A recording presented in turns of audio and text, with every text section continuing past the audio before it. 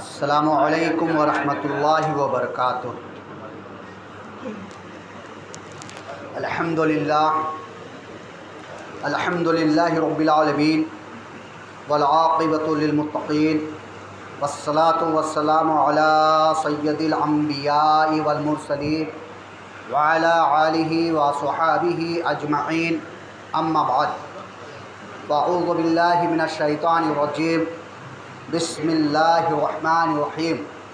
قل ان صلاتي ونسوكي محياي ومماتي لله رب العالمین۔ صدق اللہ العلی العظیم وصدق رسولہ النبی الکریم الامین الامین، ونحن على ذلك لمن الشاہدین والشاکرین، والحمد للہ رب العالمین۔ اللہ اکبر، اللہ اکبر، اللہ اکبر، اللہ اکبر، لا الہ الا اللہ، اللہ اکبر، اللہ اکبر، للہ الحمد۔ سامعین محترم، آج ذی الحجہ کی 10ویں تاریخ، یہ وہ تاریخ ہے جو رہتی دنیا اس تاریخ کو حضرت ابراہیم علیہ السلام اور حضرت اسماعیل علیہ السلام کے نام پہ یاد کرتی رہے گی۔ یہ وہ قربانی باپ بیٹے کی، یہ وہ اثار باپ بیٹے کی کہ رہتی دنیا تک اب ایسے قربانی اور ایسے جان نثاری کوئی پیش نہیں کر سکتا۔ نماز پڑھنا عبادت ہے، حج کرنا عبادت ہے، زکوٰۃ دینا عبادت ہے۔ اسی طریقے سے رب کی بارگاہ میں حلال جانور، رب کی بارگاہ میں قربانی پیش کرنا ایک عبادت ہے۔ آئیے قربانی پہ کچھ گفتگو سنیں، یا جو آیت مبارکہ میں نے تلاوت کی اس آیت پہ کچھ روشنی ڈالنے سے پہلے ہم سب مل کر آقا نامدار احمد مختار مدینہ تاجدار محمد رسول اللہ صلی اللہ تعالی علیہ وسلم کی بارگاہ مقدسہ میں درود پاک پڑھ لیں۔ اللہم صلی علی سیدنا و مولانا محمد وعلی آل سیدنا و مولانا محمد وبارک وسلم، صلاۃ و سلام علیک یا رسول اللہ صلی اللہ تعالی علیہ وسلم۔ قربانی کی مسائل گزشتہ جمعہ ہم نے پیش کر دیے تھے۔ اللہ تبارک و تعالی قرآن پاک میں ارشاد فرماتا ہے، اے محبوب آپ فرما دو، قل کہہ کر یہاں مخاطب رب کائنات اپنے محبوب سید عالم صلی اللہ علیہ وسلم سے، اے محبوب آپ فرما دو، بے شک یہ ہماری نماز ہے، یہ قربانی، یہ ہماری زندگیاں جو ہم زندہ رہتے ہیں حیات میں، یہ ہماری موت، سب اللہ ہی کے لیے ہے، سب اللہ ہی کے لیے ہے جو تمام عالم کا پالنہار ہے۔ جینا مرنا، عبادتیں کرنا، یہ سب رب ذوالجلال کے لیے ہے۔ تو جو ہم رب کی بارگاہ میں قربانی پیش کرتے ہیں، جو ہمارے لیے حکم ہے، وہ دونوں رب کی بارگاہ میں قربانی پیش کرو۔ سورہ کوثر میں آیا ہے، فَصَلِّ لِرَبِّكَ وَانْحَرْ، رب کے لیے آپ نماز پڑھیں اور قربانی پیش کریں۔ جو ہمیں حکم ملا ہے وہ صرف خدا کے لیے، اور یہ قربانی یہ کوئی نئی چیز نہیں ہے، بلکہ حضرت آدم علیہ السلام سے رہتی دنیا تک یہ رب کی بارگاہ میں قربانی دینے کا حکم آیا ہے۔ آپ تمام واقعات سماعت فرما چکے ہیں، جب بڑے بھائی حابیل اور چھوٹے بھائی قابیل میں لڑائی ہو گئی ایک خاتون سے نکاح کے لیے، جس کا نام اقلیمہ آیا ہے تفاسیر میں، کہ حابیل نے کہا میں اس سے شادی کروں گا، اور قابل نے کہا میں اس سے شادی کروں گا، اور حقیقت میں اس کی شادی حابیل سے ہی ہونی تھی، لیکن قابل نے کہا نہیں، یہ ہماری بہن ہے، ہمارے ساتھ پیدا ہوئی ہے، میں اس سے شادی کروں گا۔ یہی ذی الحجہ کا مہینہ تھا۔ حضرت آدم علیہ السلام دونوں بیٹے سے یہ فرمایا کہ تم دونوں قربانی پیش کرو۔ وہیں سے قربانی کی تصور ہے، حابیل اور قابل کے ذریعے سے۔ کہ حضرت آدم علیہ السلام نے دونوں بیٹے سے یہ حکم دیا کہ قربانی پیش کرو، اور جس کی قربانی پیش ہو جائے، جس کی قربانی قبول ہو جائے، وہ اکلیمہ سے شادی کرے۔ دونوں بیٹوں کو فرما کر خود مکہ مکرمہ حج کے لیے نکل گئے، طواف کے لیے نکل گئے، جو خود اپنے ہاتھوں سے گھر بنائے تھے کعبہ شریف، اور رہتے تھے جدہ میں۔ حابیل چرواہا تھا، بکریاں بھیڑ چرایا کرتا تھا، اور قابل کاشتکار تھا، کھیتیاں کیا کرتا تھا۔ حابیل نے ایک مینڈا پکڑا، اسے ذبح کیا اور پہاڑ کے اوپر جا کر رکھا، اور قابل نے چند گیہوں کے دانے جا کر پہاڑ کے اوپر رکھ دیے۔ آسمان سے ایک بجلی کی مانند آگ آئی، اور قابل کے گوشت کو جو قربانی کے لیے رکھا گیا تھا اسے اٹھا کر لے گئی، جلائی نہیں۔ آگ کا کام ہے جلانا، لیکن وہ جلائی نہیں، بلکہ گوشت کو اٹھا کر آسمان کے جانب لے گئی۔ حضرت عیسیٰ علیہ السلام کا قربانی کا یہی دستور تھا، اور انبیاء کرام کے امتیوں کے لیے الگ الگ قربانی کا دستور رہا ہے، لیکن زیادہ تر یہی دستور رہا کہ اپنی قربانیوں کو پہاڑوں میں یا کسی جگہ پہ رکھ دیا جاتا تھا، اور آسمان سے ایک چنگاری آتی اور ان کی قربانی کو قبول کر کے آسمان کے جانب لے جاتی۔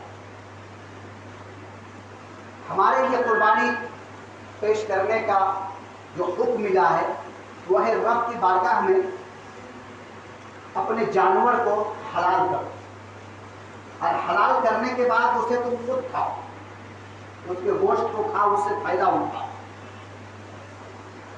اب یہ ہمارے دل میں یہ خیالات آئیں گے کہ کاش ہمارے لیے بھی یہی حکم ہوتا کہ ہم قربانی پیش کرتے، اور آسمان سے ایک چنگاری آتی اور ہماری قربانی کو لے جاتی، تو ہمیں دل میں سکون ملتا کہ یہ ہماری قربانی قبول ہو گئی، یہ قربانی ہماری قبول ہو گئی۔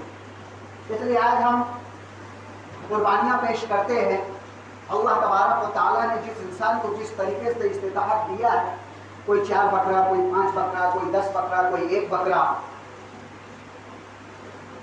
اور جن کا جذبہ ہے، پیسہ نہیں ہے، وہ اجتماعی قربانی میں حصہ لے لیتے ہیں، 1600، 1500، 2000 میں، اور وہ اپنی قربانی کو پیش کرتے ہیں، لیکن انہیں یہ معلوم نہیں ہوتا کہ ہماری قربانی قبول ہوئی یا نہیں ہوئی۔ اب پہلے کے امتیوں کو یہ معلوم ہو جایا کرتا تھا کہ ہماری قربانی پیش ہو گئی، قبول ہو گئی۔ ہمارے آقا علیہ السلام رحمت للعالمین ہے، اور اللہ تبارک و تعالی رحمان و رحیم ہے، ستار ہے، غفار ہے۔ اللہ رب العزت کا بہت بڑا احسان ہے حضور اکرم صلی اللہ علیہ وسلم کی امتیوں کے اوپر۔ مثلا ہم اور آپ نے قربانی پیش کر دی ہے، آپ کی قربانی قبول ہو گئی، ایک چنگاری آئی، آپ کی قربانی کو اٹھا کر آسمان کے جانب لے گئی، اور ہماری قربانی رب کی بارگاہ میں پیش نہیں ہوئی۔ اب بتائیے سماج میں، سوسائٹی میں اپنا چہرہ دکھلاتا کیسے؟ یہ اللہ رب العزت امت محمدیہ صلی اللہ علیہ وسلم کے اوپر بہت بڑا احسان کیا ہے کہ رہتی دنیا قیامت تک حضور اکرم صلی اللہ علیہ وسلم کی امتی چاہے جتنے بھی گناہ کر لے، اللہ تبارک و تعالیٰ اسے عیان ہی کرے گا، اس کا حساب و کتاب ڈائریکٹ قیامت کے دن ہوگا۔ اب یہ نہ سمجھے کہ پہلے کے امتیوں کو قربانی پیش قبول ہونے کا یہ ذریعہ تھا کہ آسمان سے چنگاری آتی، اٹھا کر لے جاتی، اور اس کی قربانی پیش، اس کی قربانی قبول ہو جاتی، وہ خوشی مناتے۔ اور آج ہمارے لیے یہ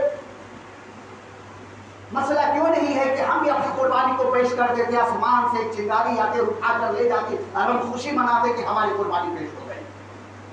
लेकिन मेरे दोस्तों, नौजवान साथियों, आप एक ही पहलू को सोचिए, दूसरे पहलू को भी सोचिए। जिनकी कुर्बानियां पेश नहीं होती उनका जीना मुश्किल हो जाता है।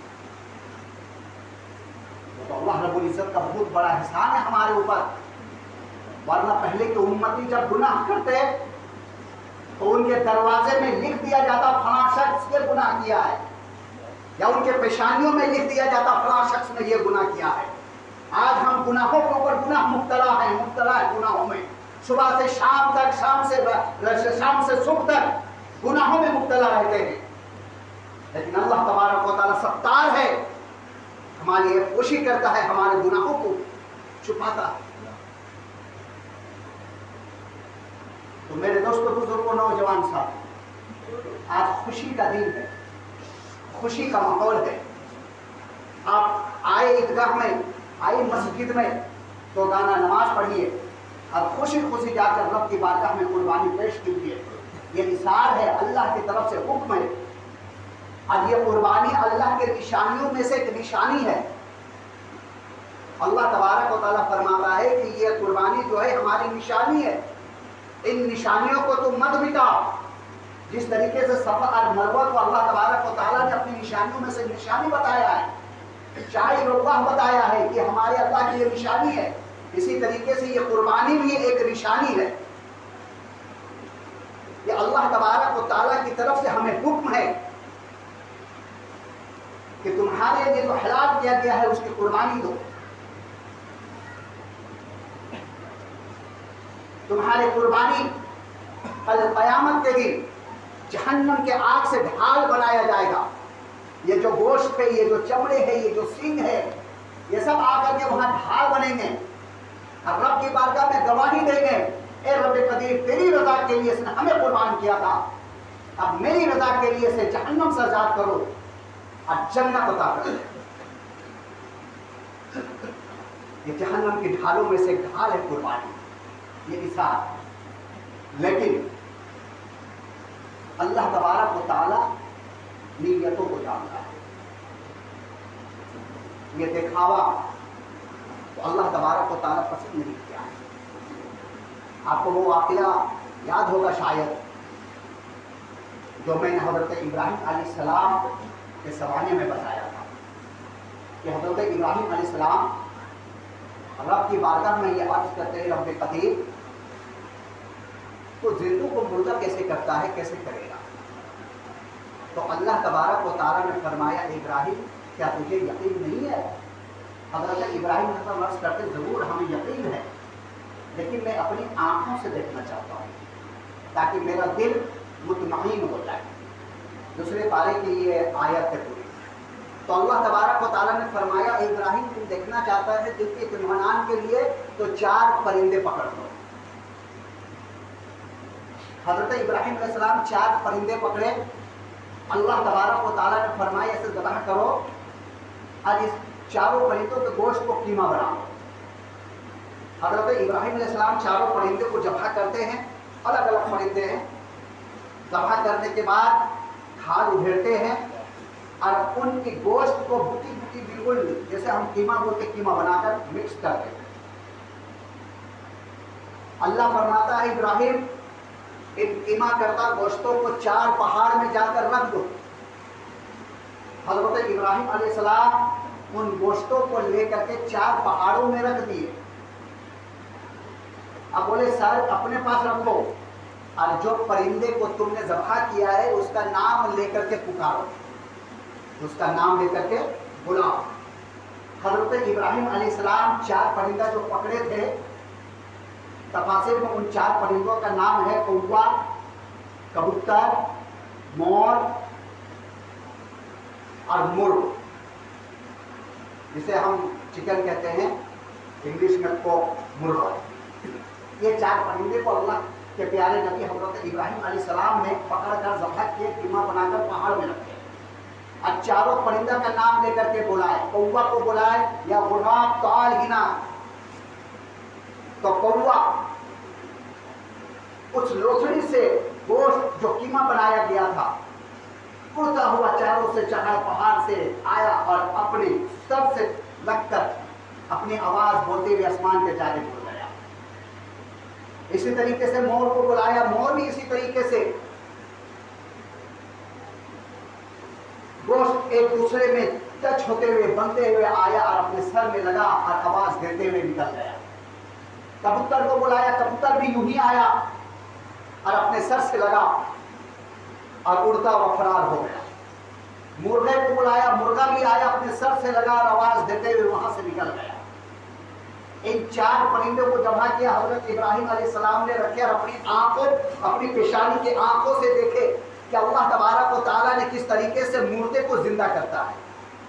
تو یہ قرآن میں ہے، ہمیں یقین ہے کہ کل قیامت کے دن جب حضرت اسرافیل علیہ السلام سور پھونکیں گے تو ہم جہاں بھی رہیں گے، جس طریقے سے یہ پرندے اپنے کیما بنے ہوئے گوشت کے لتھڑے سے آ کر کے اپنے سر سے لگ کر آواز دیتے ہوئے نکل گیا، اسی طریقے سے قیامت کے دن ہم اپنی قبروں سے نکل کر اور محشر کے میدان کی طرف دوڑیں گے۔ میرے کہنے کا مطلب یہ ہے کہ قربانی حضرت ابراہیم علیہ السلام 4 پرندوں کو پیش کیے، اس میں کوا تھا، مور تھا، مرغ تھا اور کبوتر تھا۔ ان 4 پرندوں کو ذبح کرنے کا مطلب تفاسیر بیان کیا گیا ہے کہ کوا لالچی ہوتا ہے، بہت لالچی ہوتا ہے کوا۔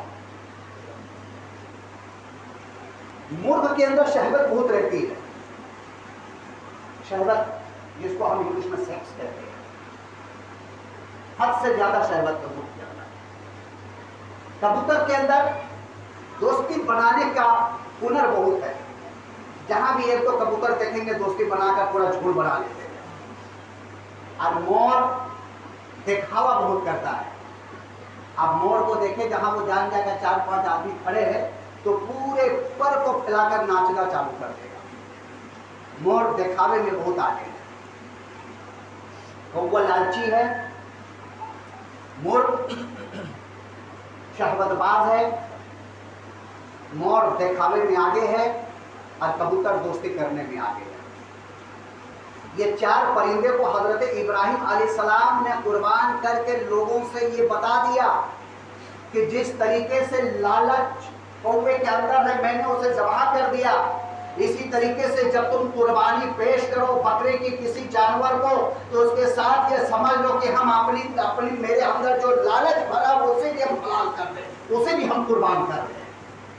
اور جو اپنی لالچ پن کو قربان کر دے گا وہی کامیاب ہوگا۔ اسے لالچ بہت بری چیز ہے، انسان کو قبر تک یہ لالچ پہنچا دیتی ہے۔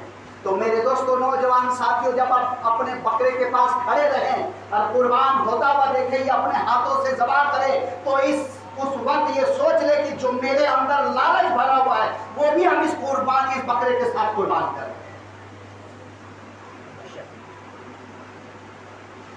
کبوتر جو دوستی بہت کرتا ہے، تو ایسی دوستی جس کے بارے میں رب نے فرمایا کہ قیامت کے دن لوگ ایسے انسان بھی ہوں گے جو دوستی کی صحبت کی وجہ سے جہنم میں جاتے رہیں گے۔ بوروں کی دوستی آپ کو بربادی کی طرف لے جائے گا۔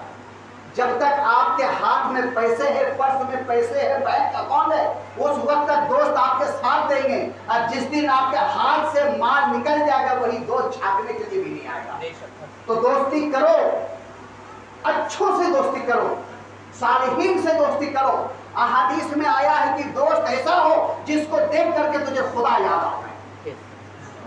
سمجھے مطلب؟ یعنی دوستی کرو تو نمازی سے دوستی کرو، دوستی کرو تو پرہیزگاری سے دوستی کرو، دوستی کرو تو دیندار سے دوستی کرو۔ لاپرواہ انسان سے دوستی ہرگز مت کرو، اس لیے لاپرواہ خود ہوگا، لاپرواہی میں آپ بھی اس کے ساتھ ڈٹے گی۔ تو جب آپ بکرے کو ذبح کرو یا دیکھو تو یہ جان لو کہ ہماری جتنی بھی ایسی دوستی ہے جو گدھے میں لے جانے والے اسے ہم آج حلال کر رہے ہیں، اسے ہم قربان کر رہے ہیں۔ ایسے دوستوں کو قربان کرو۔ دوست ہو حضرت ابو بکر صدیق کی طرح، دوست ہو حضرت عثمان غنی کی طرح، دوست ہو حضرت عمر فاروق کی طرح، دوست ہو حضرت علی کی طرح جسے 4 یار کہا گیا، وہ دوست ہے۔ ایسی دوستی کیا جس کی وجہ سے ہمیں جہنم میں جانا پڑے۔ جب آپ قربانی پیش کرو تو یہ جان لو کہ آج ہم پورے دوستوں کو اس کے ساتھ حلال کر رہے ہیں۔ حضرت ابراہیم علیہ السلام نے مرغ ذبح کیے تھے، وہاں یہ نصیحت ہے کہ اپنے اندر جو خواہشات ہے، جو شہوت ہے، اسے بھی آج حلال کر دو، بکرے کے ساتھ اسے بھی قربان کر دو، جو اللہ تبارک و تعالیٰ نے تمہارے لیے جائز قرار دیا ہے میاں بیوی کی، بس اسی کے لیے شہوت اختیار کرو، ورنہ تمہارے لیے جہنم ہے۔ آج نوجوان اللہ اکبر کبیرہ، یہ موبائل کیا آ گیا ہے، ہاتھ میں لے کر کے شہوت کے بنا پہ نہ جانے کیا کیا گناہ کر رہے ہیں۔ اور جب شہوت طاری ہو جاتی ہے تو نامحرم لڑکیوں کو اپنی آنکھوں سے تاڑتے ہیں، ہاتھ لگاتے، چھونے کی کوشش کرتے ہیں، اور یہ چاہتے ہیں کہ مل جائے۔ اللہ اکبر، ایسے گناہوں سے اللہ تبارک و تعالیٰ بچائے۔ تو جب آج آپ قربانی کریں، حلال کریں، تو ناجائز شہوت کو بھی آج قربانی کے ساتھ، جانور کے ساتھ اپنے جسم میں حلال کر دیں۔ اپنی آنکھوں کی، اپنی نظروں کی حفاظت کرے، ہاتھ کی حفاظت کرے، پیر کی حفاظت کرے۔ جب آپ چھری چلائے جانور کے اوپر تو یہ تصور کرے کہ جو ہمارے اندر شہوت اسے آج ہم قربان کریں، اسے ہم حلال کریں۔ مور دکھاوے کے لیے ہے، اسے بھی حضرت ابراہیم علیہ السلام نے حلال کیے تھے۔ تو آپ آج جب قربان گاہ میں بیٹھے، جب قربان گاہ میں رہے، جانور حلال ہو، اس وقت آپ یہ نیت کر لے کہ آج ہمارے اندر جو دکھاوا ہے اسے بھی حلال کر رہے، اسے بھی ہم قربان کر رہے۔ ان چار چیزوں کو اگر اپنے جسم سے آج آپ قربان کر دیے جانور کے ساتھ تو انشاءاللہ یہاں بھی کامیاب ہوں گے، وہاں بھی کامیاب ہوں گے۔ اس لیے کہ قربانیاں جو ہے اللہ ہی کے لیے ہے، مرنا جینا زندگی بسر کرنا ہمارے لیے صرف اللہ کے لیے ہے۔ اب اللہ یہ چاہتا ہے کہ ہمارا بندہ نیکوکار میں ہو جائے۔ تو آج آپ نماز پڑھے، گلے ملے اور قربان گاہ میں جا کر کے قربانی پیش کرے اور خود بھی کھائے، اور اپنے غریب غربا اور اپنے دوست یار، ایسے رشتہ دار جو قریب ہے، جن کے اوپر آج قربانی نہیں ہے، قربانی کے لیے پیسے نہیں ہے، ایسے لوگوں کی آپ مدد کریں۔ اس لیے کہ 3 دن، یہ 3 دن قربانی، جو قربانی کا 3 دن ہے، 10 سے 11 پارہ، ان دونوں میں روزہ رکھنا حرام ہے۔ حرام کیوں ہے؟ اس لیے کہ آج اللہ کے مہمان ہو، آج گوشت کھانے اور کھلانے کا دن ہے۔ تو آپ یہ چاہیں گے کہ آپ کے گھر میں گوشت پکے کھائے، اور جو دوسرے خدا کے بندے غریب ہے آج وہ گوشت نہ کھائے، روزہ رکھے، کیونکہ روزہ رکھنا حرام ہے۔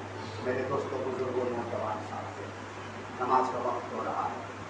آج آپ یہ جو 4 چیزیں میں بتایا ہوں، اسے باندھ لیں، اور جب آپ قربان گاہ میں جائیں تو ان تمام چیزوں کو آپ قربانی کرنے کی کوشش کریں، اور شور شرابہ نہ کرے، دکھاوا نہ کرے۔ اس لیے کہ دکھاوا ہے نہیں، وہ دکھاوا کے لیے دیکھتے ناچتا ہے۔ حضرت ابراہیم علیہ السلام نے اسے ذبح کر کے بتا دیا کہ اسلام میں دکھاوا ہے ہی نہیں ہے، صرف رب کے لیے کرے بس۔ آئیے اللہ تبارک و تعالیٰ کی بات میں دعا کرے، اللہ تبارک و تعالیٰ ہماری قربانی کو قبول فرمائے، نمازیں کو قبول فرمائے۔ اب نیت بتا دوں، اس لیے کہ عید الفطر کی نماز ہم پڑھے، اب یہ عید الاضحیٰ کی نماز ہے، 2 رکعت نماز ہے۔ یہ نیت کی میں نے 2 رکعت نماز عید الاضحیٰ کی، واجب ماں 6 تکبیر، یعنی یہ جو تکبیر ہوتے ہیں یہ واجب ہے۔ پیچھے اس امام کے منہ میرا طرف کعبہ شریف کا اللہ اکبر بول کے نیت باندھ لیں گے، اور امام صاحب ثنا پڑھیں گے تو ہمیں بھی ثنا پڑھنا ہے۔ ثنا پڑھنے کے بعد پھر امام صاحب تکبیر بولیں گے اللہ اکبر، ہاتھوں کو چھوڑ دیں، 1 تکبیر اللہ اکبر، 2 تکبیر اللہ اکبر کہتے پھر نیت باندھ لیں، یہ کتنی تکبیر ہوگی؟ زائد 6 تکبیر بولے نا، پہلے 2 تکبیر نماز میں ہوئی ہے، زائد 3 تکبیر پہلی رکعت میں، 3 تکبیر دوسری رکعت میں۔ اب امام صاحب کیا کریں گے؟ تلاوت کریں گے، خاموشی سے ہمیں سننی ہے، رکوع سجود یوں ہی کریں گے جیسے عام نماز میں کرتے ہیں، پھر ہم کھڑے ہو جائیں گے، اللہ اکبر، نیت جو ہے وہ کلمہ باندھیں گے، امام صاحب تلاوت کریں گے جس طریقے سے عام نماز میں کرتے ہیں۔